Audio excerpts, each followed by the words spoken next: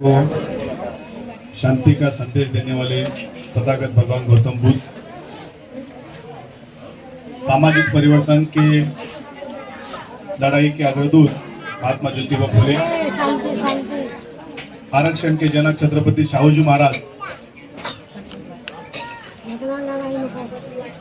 भारतीय संविधान के निर्माता डॉक्टर बाबा साहब अम्बेडकर, जय भीम बोलने वालों की भी सत्ता आ सकती है, जिन्होंने अपने प्रैक्टिकल लाइफ में जिन्होंने दिखाया, वो मान्यवर कांशीराम साहब। और आज जिनकी जयंती के अवसर पर हम लोग यहाँ मौजूद हैं, वो संत शिरोमणि, अपने सब लोगों के मार्गदर्शक, सभी महापुरुष संतों के बीच में जिन्होंने अपना एक अलग सी पहचान बनाई, संत रविदास जी। इनके जयंती के अवसर पर मैं सभी महापुरुषों को नमन करता हूं और आपके सामने मेरी छोटी सी बात 2-3 मिनट 4 मिनट में रखता हूं। बहुत टाइम हो गया है, आप सभी लोगों को कुछ अलग सुनने की इच्छा भी है, लेकिन दोनों के बीच में टाइम का जो फासला है उसको मैं मेंटेन करते हुए 4-5 मिनट में आपको समझाऊंगा। मैं जब पहली बार उत्तर प्रदेश गया था, तो उत्तर प्रदेश में मैं जब बनारस में रुका था, तो मेरी इच्छा थी कि जहां इनका जन्म हुआ है वहां जाने की मेरी इच्छा थी। बनारस जो सिटी है, जहां शंकर मंदिर है, वहां से लगभग 5 किलोमीटर की दूरी पर संत रविदास जी का मतलब जन्म हुआ वो घर है। वहां अब एक स्मारक भी बनाया हुआ है, बहुत ही बढ़िया है। आप जब भी जाओगे उधर देख लीजिए। मतलब वहां दो ऐसे स्थल है बनारस के पास। एक है रविदास जी का घर जहां स्मारक बनाया है, और दूसरा उसके बाजू में लगभग 30 किलोमीटर के आसपास पर जहां भगवान बुद्ध ने पहला अपना मार्गदर्शन दिया, सारनाथ है। तो दोनों को मैंने देखा तो मैंने समझा कि दोनों में अंतर क्या है। बुद्ध भगवान की राह पर चलने वाले संत रविदास जी जब महान धर्मों के ठेकेदार एक बाजू में अंधश्रद्धा का ब्रॉडकास्टिंग कर रहे थे, अंधश्रद्धा का घर घर तक पहचान करवा दे रहे थे, तब उनके दिमाग में से अंधश्रद्धा का निर्मूलन का काम संत रविदास जी कर रहे थे। इसलिए उस जमाने में रविदास को सभी प्रकार के जो भी भोंदू थे, बाबा थे, सभी लोग वहां उनको डरते थे। और एक बाजू में जैसे लोग बोलते कि वो बनारस बहुत बड़ा धर्म स्थल है, लेकिन आपको और एक बात मैं बताता हूँ, आप गए हो तो भी आपके समझ में आ जाएगा कि वहाँ गौतम बुद्ध को मानने वाले भी बहुत सारे साधु संत उस इलाके में, उस प्रांत में रहते थे। जैसे अभी उत्तर प्रदेश में प्रयागराज में जो पहला इलाहाबाद है, जो भी कुंभ मेला है, आपको शायद पता नहीं होगा वो क्या है। अपनी अपनी ताकत का प्रदर्शन करने का वो एक अखाड़ा है, उसको अखाड़ा भी बोलते हैं। जैसे कुश्ती का अखाड़ा होता है कि हर पहलवान क्या करता है, अपनी अपनी ताकत वहां दिखाता है। वैसे पूरी दुनिया में जितने भी प्रकार के लोग हैं, जिनका नाम अलग अलग होगा, पहचान अलग होगी, लेकिन अपनी अपनी टीम के साथ वो आते हैं। और आप उसमें से सब लोगों को देखते हैं कि नागा साधु जब आते हैं तो सब लोग उनको रास्ता देते हैं। वो नहीं नागा लोग, भले आज उनके नाम से कोई कुछ भी बोलते होंगे, लेकिन नागा लोग मतलब ये जो साधु है, ये नाग वंश से जुड़े हुए हैं, नाग वंशों के पूर्वज है, और उनकी परिक्रमा आगे चलाने के लिए वो काम कर रहे हैं। जैसे एक कार्यक्रम के शुरू में मैं ये जो उत्तर भारत से आई हुई सभी महिलाएं, उनको बहन जी के रूप में देखता हूँ। मैंने पहले ही बोला है कि आप बहन जी का रूप है, हम आपको उसी रूप में देखते हैं। वो लोगों ने जो अपनी पुरखों से आई हुई जो गीत में क्या है, भगवान बुद्ध हो, रविदास जी हो, बाबा साहब हो, उनकी जो गीत का आज जो प्रदर्शन किया, वो हिस्ट्री में उसका नाम है कि मौखिक हिस्ट्री बोलते हैं उसको, ओरल हिस्ट्री बोलते हैं। मतलब इस मुख से इस मुख में जाने वाली दूसरी मुख में जाने वाली हिस्ट्री वो रिटर्न में नहीं होगी। आप में से पढ़े लिखे किसी भी आदमी को मेरा एक अनुरोध है कि ये जो गीत बोलते हैं उसको रिकॉर्ड करो, उसको राइटिंग में लिखो, और अच्छे अच्छे गाने वाले लोगों के हाथ में वो दे दो, कि ताकि ये जो है मतलब मौखिक इतिहास जो है, इसको हम क्या करेंगे, चैनलाइज करेंगे आज की दुनिया में, उसको चैनलाइज करेंगे।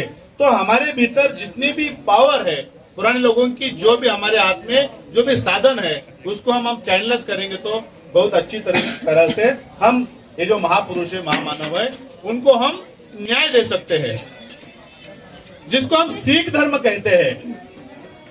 अभी जो सनातन वाले सभी धर्मों को बोलते हैं कि हमारी शाखा है, जैसे कि संघ की शाखा है, उसमें मैं ज्यादा नहीं जाऊंगा, लेकिन एक बात मैं आपको बताता हूं, सिख धर्म और उनका जो धर्म ग्रंथ है, क्या है उसमें, नथिंग सेपरेट, कोई अलग नहीं है। महाराष्ट्र में एक संत हुए जिन्होंने भागवत धर्म की स्थापना की है, जिसको हम पंढरपुर का विठल का जो मतलब भागवत धर्म है ना, बोलते हो भगवी पताका लेने वाले लोग, हाँ, उनका जो स्थापना करने वाले जो संत है, उनका नाम है संत, इसको पता है क्या, नामदेव, संत नामदेव। संत नामदेवे रचिला पाया तुका झाले से कळस, असं म्हणतात कि उन्होंने पाया रचा है। ये जो विद्रोह का प्राया है ना महाराष्ट्र में, संत तुकाराम के पहले किसने रचा है, नामदेव महाराज ने रखा है। लेकिन नामदेव महाराज की बात यहाँ के लोग नहीं मान रहे थे, तो नामदेव यहाँ से घूमते घूमते घूमते पंजाब में गए। आज पंजाब में नामदेव महाराज की समाधि भी है, बहुत बड़े धूमधाम से उनकी जयंती नामदेव महाराज की वही भी मनाई जाती है।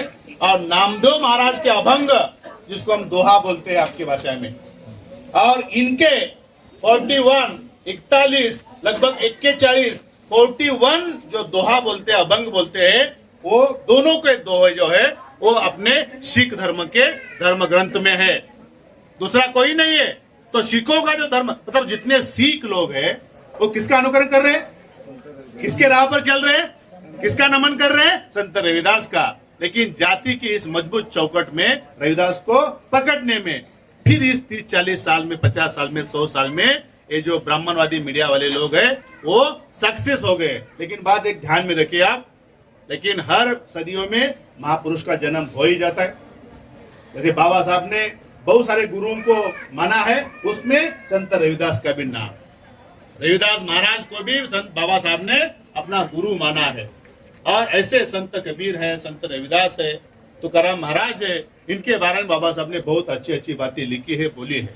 इसलिए भाइयों और बहनों, आप उत्तर भारत से, जैसे बोलते हैं कि 1700 किलोमीटर, 1200 किलोमीटर, कितना है एग्जैक्ट पता नहीं, लेकिन 1500 के आसपास बिल्कुल रहेगा। बहुत बार हम उत्तर प्रदेश गए हैं, लेकिन उत्तर भारत के लोग जो है, वहाँ जो 7 स्टेट है, जैसे अपना जो मध्य प्रदेश से शुरू होता है, मध्य प्रदेश है, राजस्थान है, यूपी है, हिमाचल प्रदेश है, हरियाणा है, पंजाब है, फिर अपना दिल्ली है, और अपना जम्मू कश्मीर का थोड़ा पार्ट आता है पंजाब। का नाम हर बच्चा जानता है, और उनका जो प्रबोधन है वो क्रांतिकारी महापुरुष थे, ना कि वो चप्पल सिलने का काम करते थे, वो नो काम नहीं करते थे।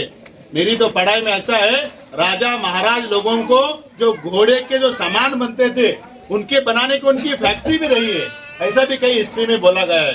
एक उद्योगपति थे, इतने बड़े आदमी को ये ब्राह्मणवादी मीडिया ने क्या किया कि चप्पल सिलने वाला नहीं था, वहां के राजा भी उनको आके नमन करते थे और संत रविदास का मार्गदर्शन लेते थे। इतना बड़ा महापुरुष सिर्फ जाति की वजह से जाति में अटक गया। इसलिए आप सब लोगों को बोलता हूँ, हम अभी बिलापुर से आए यहाँ तक, लेकिन रविदास जी का कोई कार्यक्रम हमें कहीं भी जगह पर नहीं मिला। लेकिन उमेश जी, आपको मैं धन्यवाद देता हूँ। भले आप पैसे से ड्राइवर हो, लेकिन समाज चलाने की क्षमता आप रखते हो, इस पर मेरी बात ध्यान रखता है।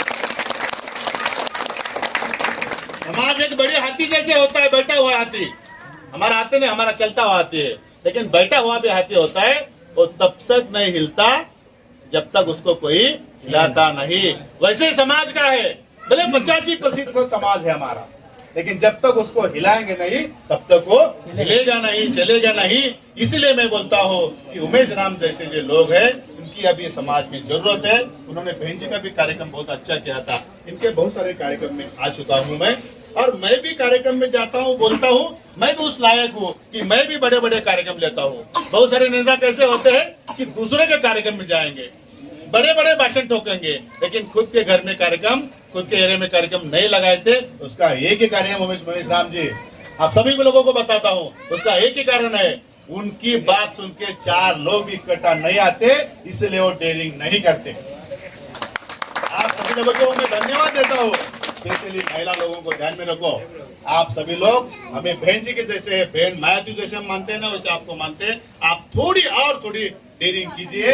इस महाराष्ट्र में इस बहुजन समाज के महापुरुषों का सम्मान करने के लिए यह सरकार की जरूरत है। और आप अगर मेहनत करेंगे, आप अगर साथ देंगे, तो हम जो आप हमें गालियां देते हो, हमारे लोगों को गालियां देते हो कि यहाँ के लोग कुछ नहीं करते, हम भी उससे सहमत है, बिल्कुल सहमत है। लेकिन मतलब परिवर्तन एक निसर्ग का नियम है, उसके तहत हम अपेक्षा करेंगे कि आप लोग अगर प्रेशर बढ़ा देंगे, जैसे पानी का प्रेशर रहता है, पीछे से पानी का प्रेशर दबा देंगे, 10 का पंप लगा देंगे, तो आगे तक पानी का जो प्रेशर है कर्नाटक तक पहुंच जाएगा। इसलिए आप लोग प्रेशर करो। हम सभी साथियों को बोलेंगे कि ये जो यूपी वाले हैं, ये डुप्लीकेट नहीं है, इनमें कोई डुप्लीकेट मैंने तो नहीं देखी। इसलिए मैं बहुत बार इनका जिक्र करता हूँ कि बहुत मेहनत से लोगों को जमा करते हैं। आप लोग भी बहुत अच्छी तरह से इनके पीछे आते हो, आप सभी लोग इनके पीछे आओ। मैं खुद और मेरी पूरी पार्टी महाराष्ट्र की उमेश राम जी के पीछे है।